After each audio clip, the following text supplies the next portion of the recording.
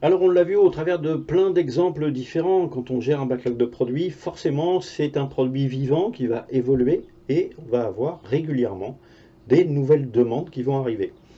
Alors quand on est dans un backlog de produits qui est peu chargé, ces nouvelles demandes, c'est pas très compliqué de les prendre en compte. Quand on est sur un backlog de produits qui est déjà très chargé, ces nouvelles demandes, ça peut être un petit peu plus complexe à gérer. Et puis on va voir que euh, toute demande n'est pas bonne à prendre, que toute partie prenante ou toute idée même de l'équipe de développement n'est pas forcément bonne à prendre. Tout dépend de la vision et de la stratégie du product owner. Et tant que cette vision et cette stratégie est partagée avec les parties prenantes clés, les key stakeholders, il n'y a aucun problème à gérer le backlog. Dans un projet classique, dans un cycle en V ou en cascade, quand une nouvelle demande arrive, la première chose à faire, c'est de dire non. C'est, on se réfère au contrat. Cette demande-là, elle n'existait pas dans le cahier des charges initial. On a planifié une activité qui répond à un besoin exprimé initialement. On s'est engagé sur un cahier des charges. Il y a une nouvelle demande, c'est non. Faites une V2, faites un nouvel appel d'offres, faites un nouveau cahier des charges. On repartira sur un projet après ce projet-là, mais on ne pivote pas.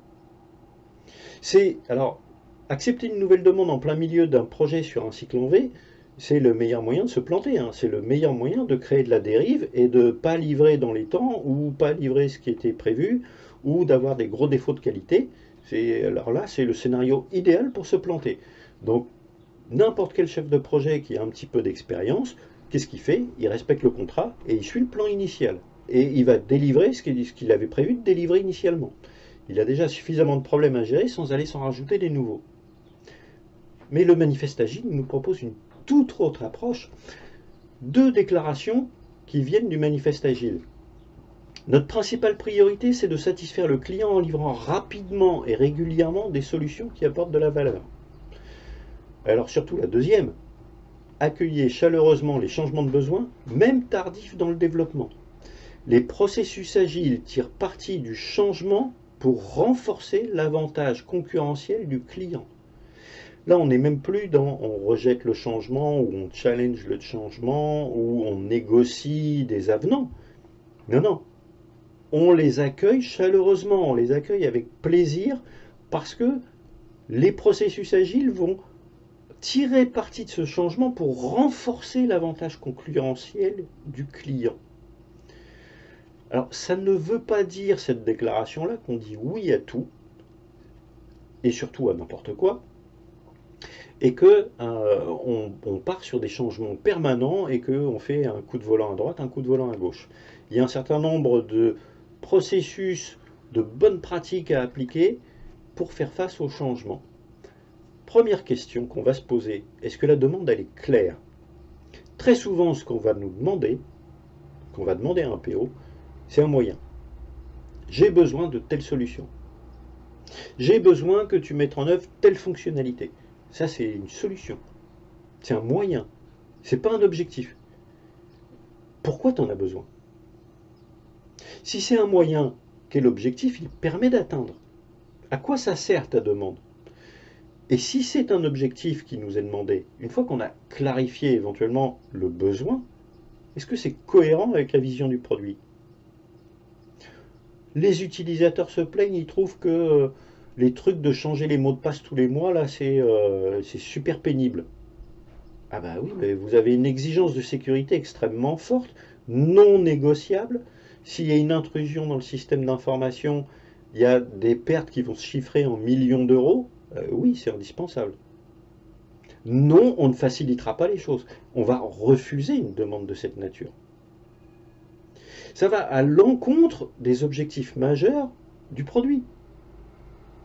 Peut-être qu'il y a d'autres manières de faire qui sont moins contraignantes, mais le métier n'avait pas le budget. On les a proposés, ça a été refusé, il n'y a pas le budget. Alors, fort justement de ce qui se produit là en production, de la valeur qui s'exprime en production, on peut retourner voir le sponsor en lui disant, bah, vous ne vouliez pas mettre le budget pour avoir une solution parfaitement sécurisée, mais en même temps, simple d'utilisation pour l'utilisateur final, le résultat, on le mesure. C'est une baisse de la satisfaction des utilisateurs.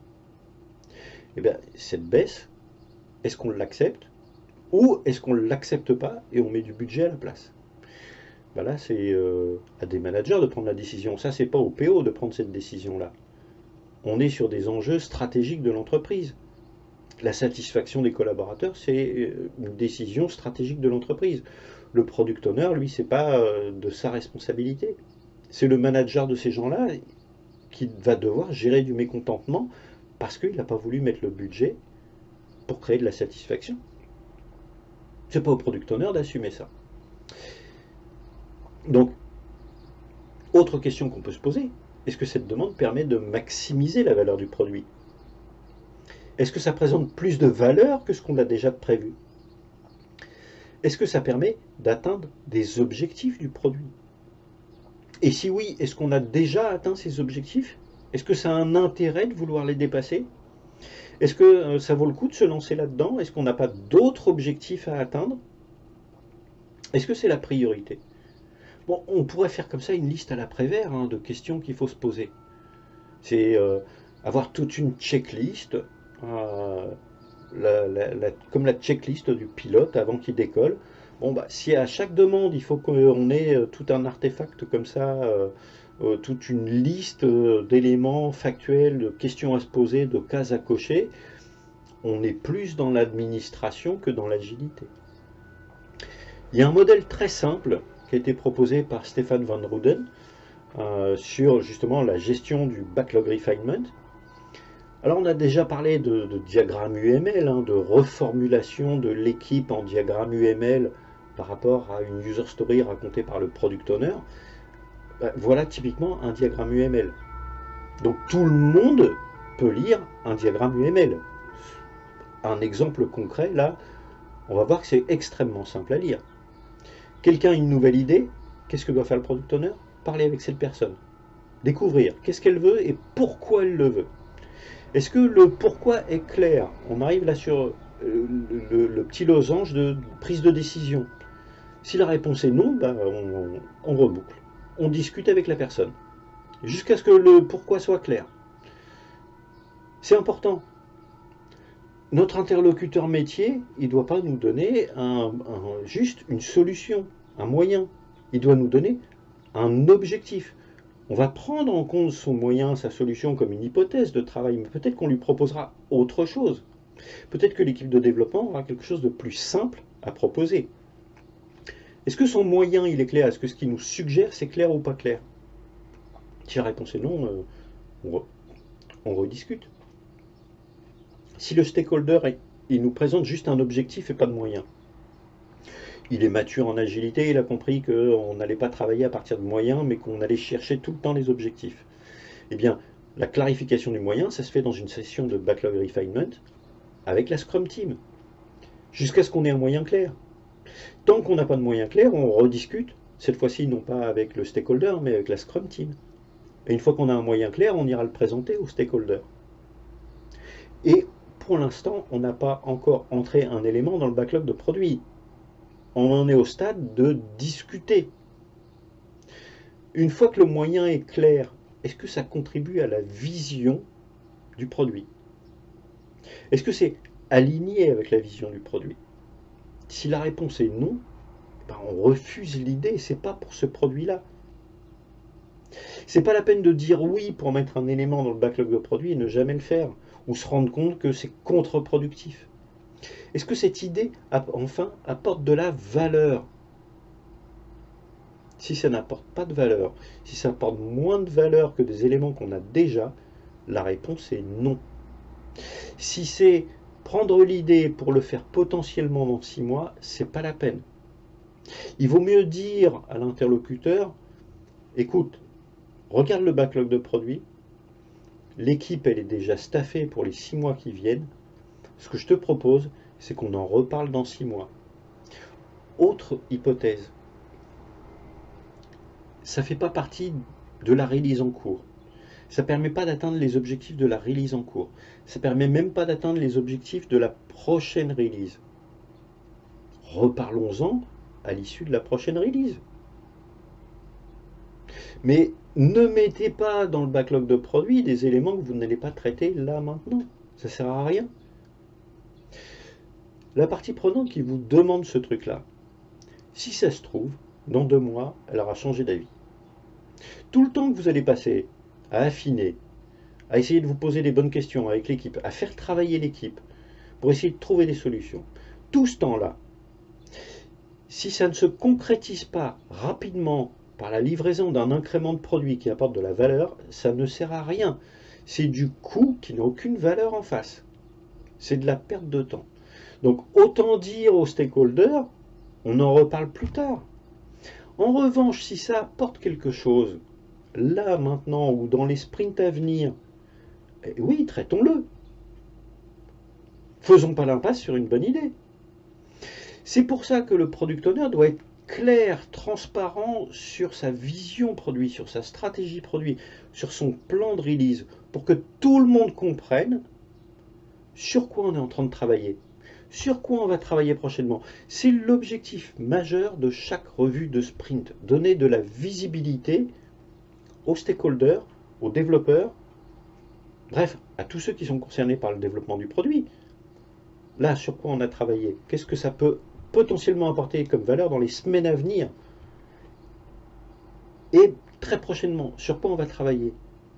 À moyen terme, qu'est-ce qu'on envisage? C'est pas la peine de venir avec des idées qui concernent le long terme, on verra ça plus tard. Venez avec des idées qui concernent le moyen terme. Ça, c'est une bonne manière d'avoir un backlog de produits qui est sain, qui est construit, qui est équilibré, et qu'on vide progressivement.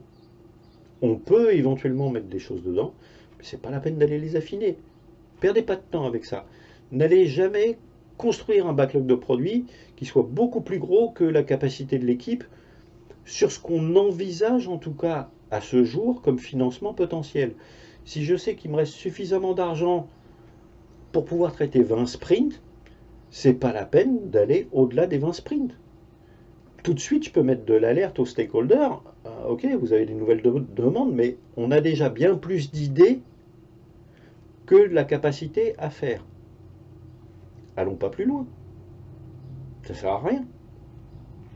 Déjà, première chose à faire dans ce contexte-là, en tant que product owner, on se réunit avec les parties prenantes. Qu'est-ce qu'on sort du backlog de produits? Vous voulez faire de la place pour des nouvelles idées, il faut sortir des choses. Mettons-nous d'accord. Qu'est-ce qu'on sort? Et là, on peut faire une session d'affinage du backlog de produits avec les parties prenantes en tant que product owner, en estimant de la valeur. Il y en a parmi vous qui ont des idées, soi-disant elles ont plus de valeur que l'existant, analysons, mais tous ensemble. Alors je ne vais pas forcément réunir tous les stakeholders pour faire ça, je vais réunir ceux qui ont vraiment de la capacité à prendre de la décision, ceux qui ont du poids. On fera un focus sur l'animation des stakeholders et on verra qu'on ne les traite pas tous pareil, qu'ils n'ont pas tous la même importance. On arrive là à la fin de notre diagramme, concrètement. Une fois que tout ça c'est au vert, on inscrit l'élément dans le backlog de produits et on organise une session d'affinage avec l'équipe. Parce que cet élément, là, on va l'embarquer dans les sprints à venir, pas dans 6 mois, dans 1 an, dans les sprints à venir. Ça apporte de la valeur là, maintenant. Donc, une fois qu'on s'est assuré que la demande, elle permet effectivement de maximiser la valeur du produit, il reste encore du boulot pour le product owner. Il doit qualifier de nouveaux besoins, c'est-à-dire faire de l'inspection et faire preuve de transparence. Le rendre le plus clair possible, c'est ça de la transparence. Il doit le présenter à la Scrum Team, qui va devoir l'estimer. Ça va permettre de le positionner dans le backlog de produits. Ensuite, la Scrum Team elle va devoir l'affiner jusqu'à le décomposer en éléments suffisamment ready, les réaliser, les déployer. Et là, on commence à s'amuser. Là, on va pouvoir mesurer la valeur réelle. Et ça, c'est très intéressant. Et c'est très intéressant de le faire rapidement. Parce que le stakeholder qui est venu voir le PO en lui disant « Moi, j'ai un truc, il faut absolument le faire, c'est critique pour le produit, c'est essentiel. » D'accord, bon, tu estimes que ça a beaucoup de valeur. Peu importe comment on va faire de l'estimation de valeur, tu estimes que ça a beaucoup de valeur. eh bien très vite on va la mesurer cette valeur. Peut-être que le stakeholder s'est trompé. Par expérience, il y a des stakeholders, ils se trompent tout le temps. À chaque fois, leur demande, ça a beaucoup de valeur, c'est critique, c'est prioritaire, c'est il faut absolument, je veux, et puis ils sont capables d'escalader hiérarchiquement pour faire en sorte que ça passe. Et bien qu'ils escaladent hiérarchiquement. Mais le product owner, il peut escalader hiérarchiquement aussi, avec des faits, des choses concrètes. Au mois de janvier, il m'a demandé ça, on l'a fait, il m'a dit ça vaut 100 points de valeur, résultat, ça a généré 5 points de valeur. Au mois de mars, il m'a demandé ça, on l'a fait, il m'a dit oh, ça casse les briques, c'est la killer ID, ça fait perdre de la valeur. Donc là maintenant, il a une nouvelle idée, on va se calmer. On va commencer d'abord par lui demander d'affiner son idée, et puis on va traiter en priorité des besoins qui ont été exprimés par d'autres parties prenantes, qui ont vraiment de la valeur, des gens qui nous ont fait des estimations peut-être plus raisonnables ou raisonnées, et qui se sont avérées correctes. C'est une manière de maximiser la valeur du produit. On ne se laisse pas embarquer n'importe comment, dans n'importe quel scénario, et s'appuyer sur l'empirisme, c'est s'appuyer sur des faits concrets. La mesure réelle de la valeur, ça sert toute l'organisation. Ce n'est pas les croyances des uns et des autres, même s'ils ont beaucoup de pouvoir, même s'ils ont beaucoup de charisme, qui doit orienter le pilotage du product owner. C'est les faits. Il faut accorder beaucoup d'importance à ce que disent les gens, à leur avis. Mais vraiment, par expérience, accorder encore plus d'importance aux faits, à des choses concrètes. Ça permet à un product owner de tenir la barre et d'être respecté dans l'organisation, peu importe son niveau hiérarchique. Alors, si la demande ne présente pas assez de valeur, qu'elle n'est pas alignée avec la stratégie, ou qu'elle provient d'une source douteuse, il faut savoir dire non. Dire non, c'est un truc que le product owner doit apprendre à faire. Alors il y a des techniques, il y a des méthodes pour dire non. On dit non à l'idée, pas à la personne. On dit non à la suggestion. On peut justifier le non, mais on ne justifie pas l'action du product owner. On explique, on ne s'excuse pas. On ne s'excuse pas de dire non. On explique pourquoi on dit non. Et ce refus, il doit être clair. Plus on est clair en tant que product owner quand on dit non, et moins on sera embêté par les parties prenantes qui vont revenir à la charge par des moyens détournés. C'est une nouvelle idée, mais en fait c'est la même qu'avant, c'est juste détourné. Voilà, il vaut mieux être clair, comme ça règle le problème, personne perd du temps, on a clarifié les choses. Donc, je vous ai dit qu'on ferait un petit focus sur comment on gère les parties prenantes. Et bien c'est la prochaine session.